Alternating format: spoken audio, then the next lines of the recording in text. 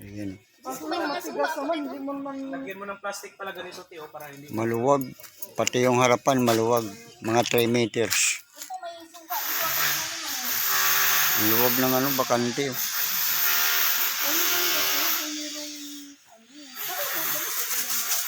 May parking area.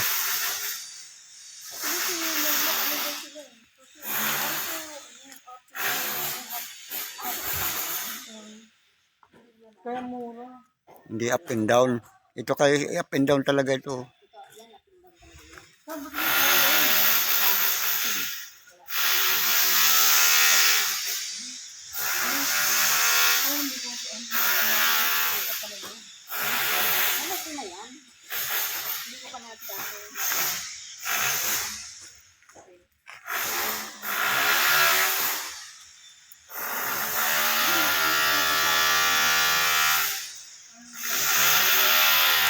Ayan, kung gusto nyong kumuha ng bahay dito.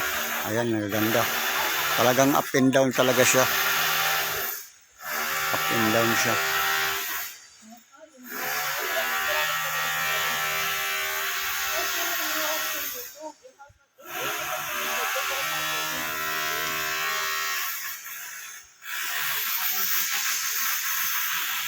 Parang makasilaki lang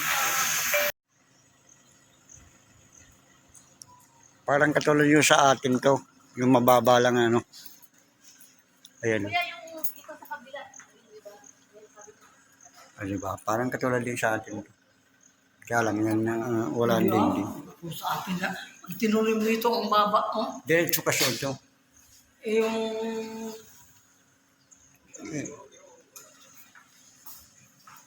Maliit lang ang ano nila. CR. Ano, maganda pagkagawa ng siya ng yun. Diba? Sa atin, parang ano. Meron pa sa likod, eh.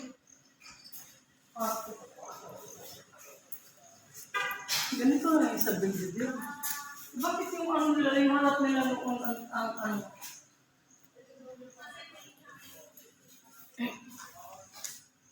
Ganyan.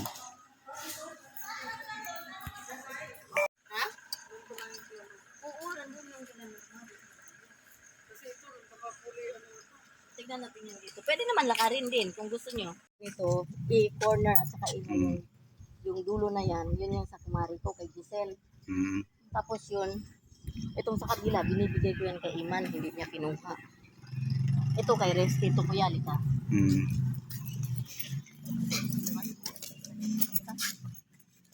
Tawagin mo.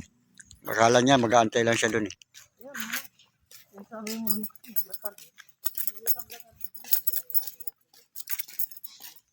Ito may pagitan sila sa harapan. Maliit ang pagitan. ito, binigay ko sa kay Lynn. Kay Iris doon sa tabi ko kay ate ano. Dito tayo sa mga pabahay. Pag-ibig. Ito. Meron pa mga bakante dito kayo.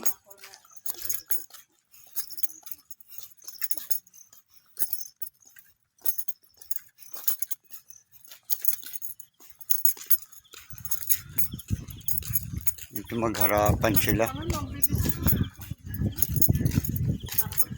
Magkaharap. Ito yung kay Resty. Ito na unit. Ito kuya kay Resty. Mm. Kung ipagawa ito, malaking tindahan.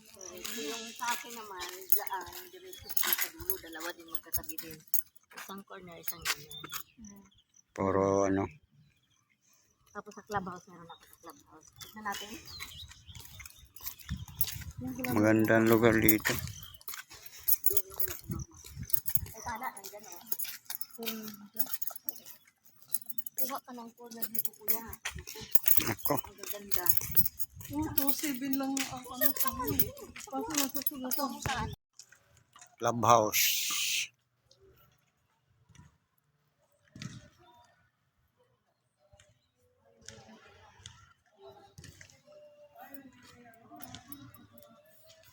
Cover court. Hindi pala cover court. Open lang.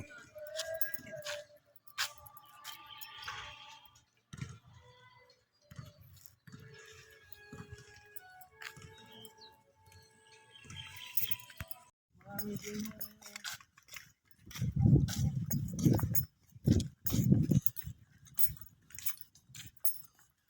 baka Kung titignan mo yung pupuntahan, di pa parang malayo. Pero pag lilingunin mo yung pinanggagalingan, malayo ka na. Hindi mo malalaman kung hindi ka susubok. Ang buhay ay isang malaking sugal.